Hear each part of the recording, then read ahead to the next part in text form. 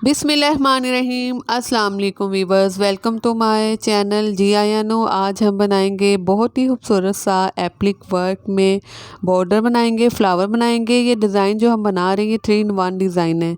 ठीक है, ये डिज़ाइन आप स्लीव के ऊपर भी बना सकते हैं, शर्ट के दामन के ऊपर भी और ट्राउज़र पर भी ये बना सकते हैं डिज़ाइन। डिज़ाइन बनाने के लिए सबसे पहले मैंने ये पेपर लिया है। सबसे पहले हम एक पैटर्न रेडी कर लेंगे।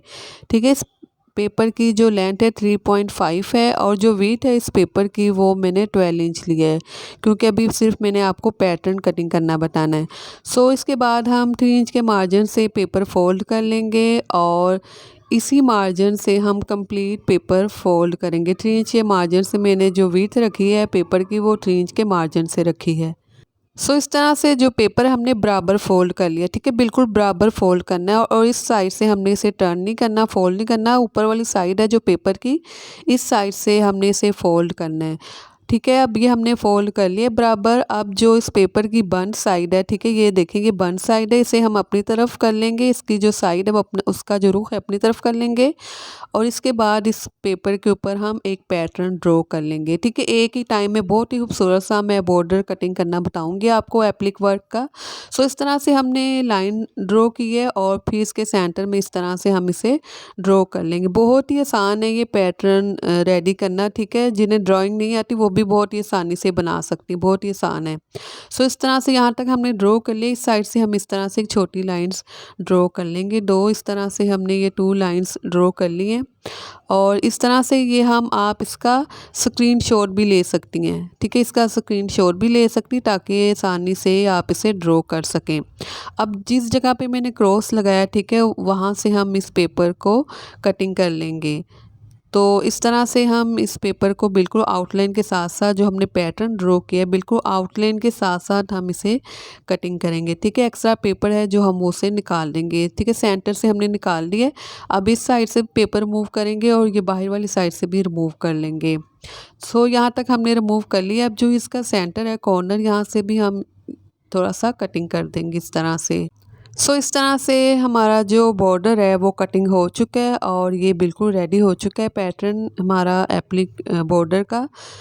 ठीक है, इस तरह से हमने इसे रेडी कर लिया है। पेपर के ऊपर मैंने इसलिए आपको बताया ताकि आप अगर जिन्हें नहीं आता वो पेपर के ऊपर आसानी से पहले प्रैक्टिस कर सकते हैं, फिर कैनवस पेपर के ऊपर इसे कटिंग कर सकते हैं। अब ये मैंने कैनवस पेपर ले लिया है बॉर्डर कटिंग करने के लिए। इसकी जो लेंथ है वो भी सेम है, लेकिन जो वीथ है वो मैंने ज़्यादा रखी, वो 16 इंच है। और इसलिए अब हम ये जो बॉर्डर लेंगे इसके ऊपर रखकर हम इस तरह भी इसे ड्रॉ कर सकते हैं। ठीक है, बिल्कुल आउटलाइन के साथ साथ भी हम इसे ड्रॉ कर सकते हैं जिस तरह आपको इजी लगे। और इस जैसे मैंने पेपर के ऊपर कटिंग करना बताया वैसे भी हम इस कैनवस पेपर के ऊपर से कटिंग कर सकते हैं।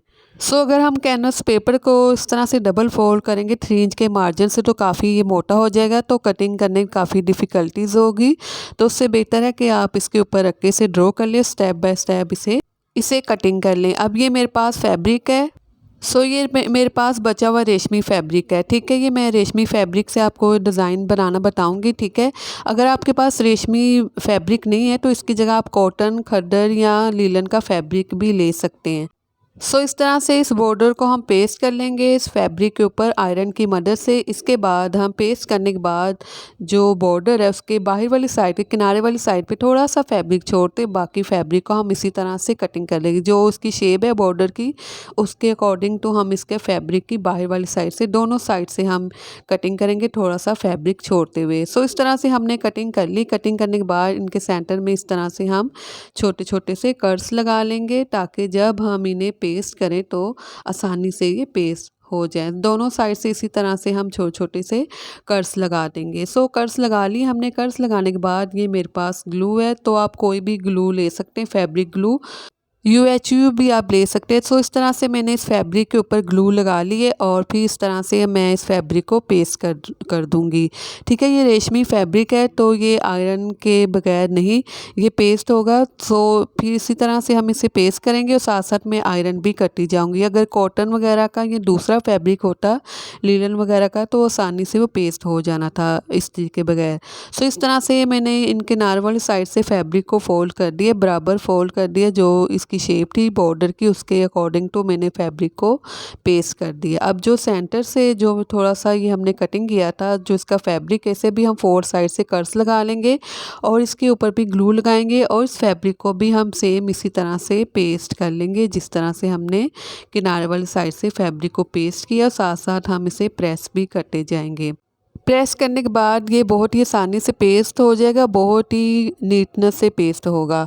सो इस तरह से मैंने ये सेंटर से पेस्ट कर लिया। अब ये इस साइड का जो फैब्रिक है इसे हम इस रुख में कटिंग करेंगे, ठीक है। इसे भी हम जो कॉर्नर है वहाँ तक हम इन्हें कटिंग करेंगे इसी शेप में जिस तरह से हमने इसे, ठीक है, ड्रॉ किया है। और इसके सेंटर का जो फैब्रिक है इसे भी हम इसी तरह से कटिंग कर लेंगे। सो हमने ये कर्स लगा लें इस फैब्रिक के सेंटर में, इसे भी हम ग्लू स्टिक लगाएंगे और इसे भी हम पेस्ट कर लेंगे।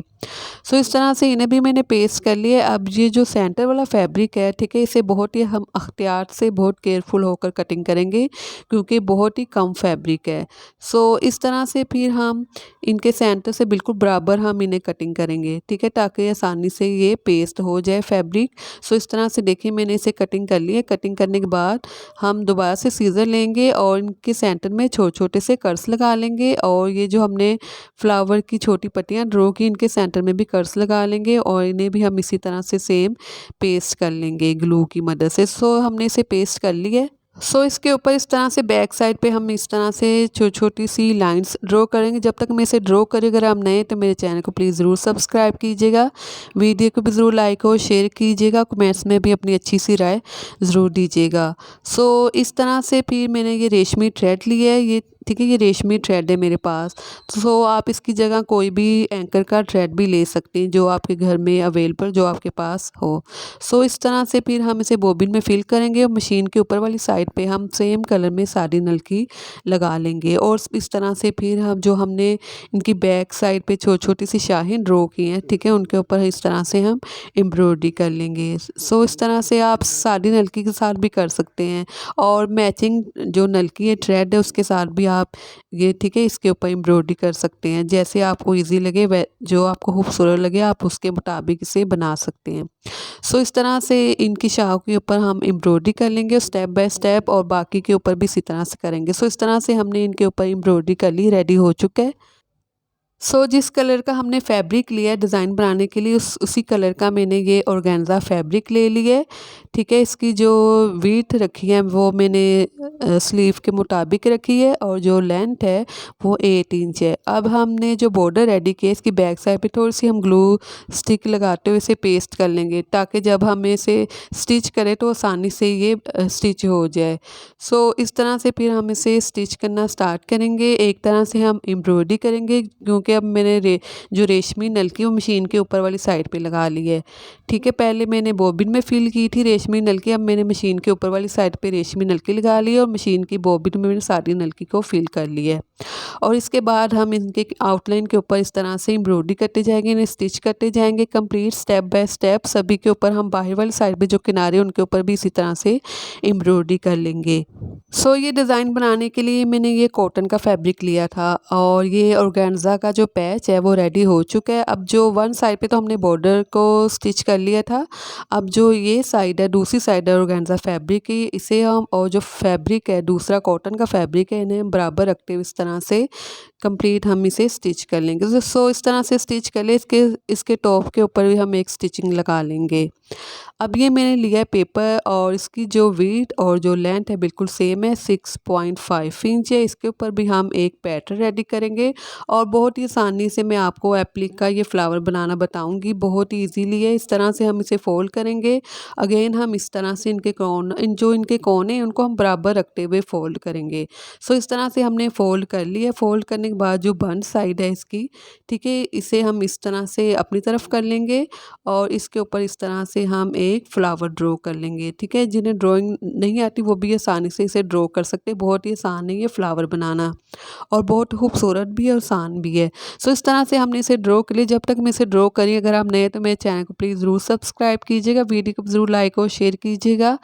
और कमेंट्स में भी अपनी अच्छी सी राय ज़रूर दीजिएगा। सो इस तरह से मैंने इसे ड्रॉ कर लिया, आप इसका भी स्क्रीनशॉट ले सकती हैं और इसे भी हम बिल्कुल आउटलाइन के साथ साथ इसी तरह से कटिंग कर लेंगे।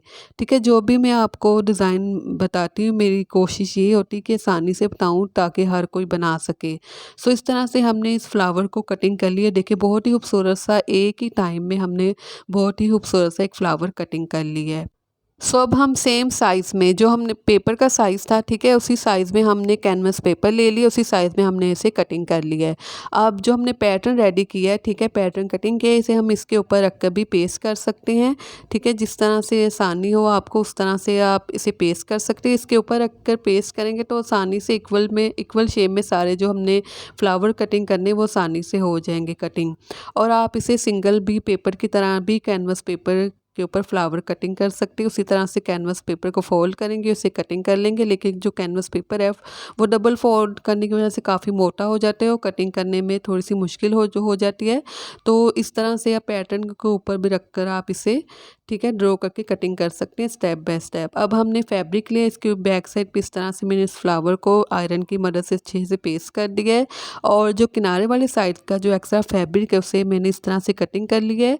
थोड़ा सा फैब्रिक छोड़ते हुए बाकी सारा फैब्रिक कटिंग कर लिया और इनके सेंटर में इस तरह से हम फिर कट्स लगा लेंगे ताकि ये आसानी से हम इन्हें पेस्ट कर सकें। अब मैंने इन्हें ग्लू लगा लिया है और जो शेप है इस फ्लावर की उसी के मुताबिक, उसी के अकॉर्डिंग टू हम इस फैब्रिक को पेस्ट करते जाएंगे, साथ साथ आयरन भी करते जाएंगे।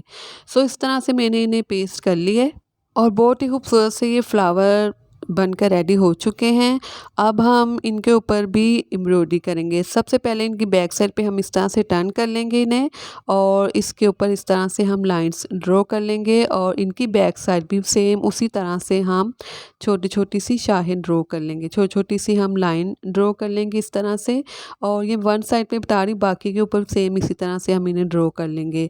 सो इस तरह से हमने इन्हें ड्रॉ कर लिया और सेम उसी प्रोसीजर से हम बॉबिन में रेशमी नलकी फिल कर लेंगे और इसी तरह से हम इनके ऊपर भी एम्ब्रॉयडरी कर लेंगे। स्टेप बाय स्टेप एम्ब्रॉयडरी करें। वन साइड पे हम जब इसे कंप्लीट करेंगे तो हम सुई को दूसरी साइड पे टर्न कर लेंगे इस तरह से, फिर दूसरी साइड पे सेम इसी तरह से हम इसके ऊपर एम्ब्रॉयडरी कर लेंगे। अब ये जो फ्लावर है इनके ऊपर हमने एम्ब्रॉयडरी कर ली है। ठीक है, आप सेम मैचिंग कलर में भी कर सकते हैं और ठीक है कलर कॉम्बिनेशन में भी आप इसके ऊपर एम्ब्रॉयडरी कर सकते हैं।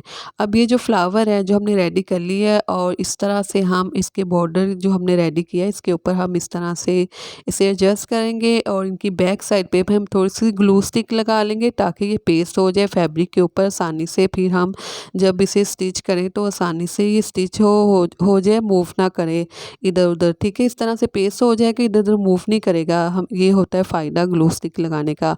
और इसके बाद हम बिल्कुल किनारे के साथ साथ जो आउटलाइन इस फ्लावर की उसी आउटलाइन के साथ साथ हम इसे स्टिच कर लेंगे। सो इस तरह से स्टिच करने के बाद जो बॉटम वाली साइड पे एक्स्ट्रा ऑर्गेन्जा फैब्रिक है हम थोड़ा सा फैब्रिक कटिंग कर लेंगे, थोड़ा सा हम छोड़ देंगे उसे। हम जो कॉइल होते हैं जो मच्छर वाले कॉइल होते हैं, ठीक है, उनसे हम इनके जो फैब्रिक है उसे हम लॉक कर देंगे ताकि ये आफ्टर वॉशिंग ख़राब ना हो। अगर आपके पास काविया नहीं है तो पहले वाले प्रोसीजर से आप कर सकते हैं जो मैंने कॉइल वाला बताया। तो अगर आपके पास काविया है तो ये मेरे पास काविया 30 वोट का काविया, अक्सर मुझसे कमेंट्स में पूछते हैं काविया कितने वोट का है, तो ये 30 वोट का मेरे पास काविया है। ठीक है, अगर आपके पास काविया है तो इस तरह से भी इस फैब्रिक को हम रिमूव कर सकते हैं जो बॉटम वाली साइड पर है ऑर्गेन्जा फैब्रिक।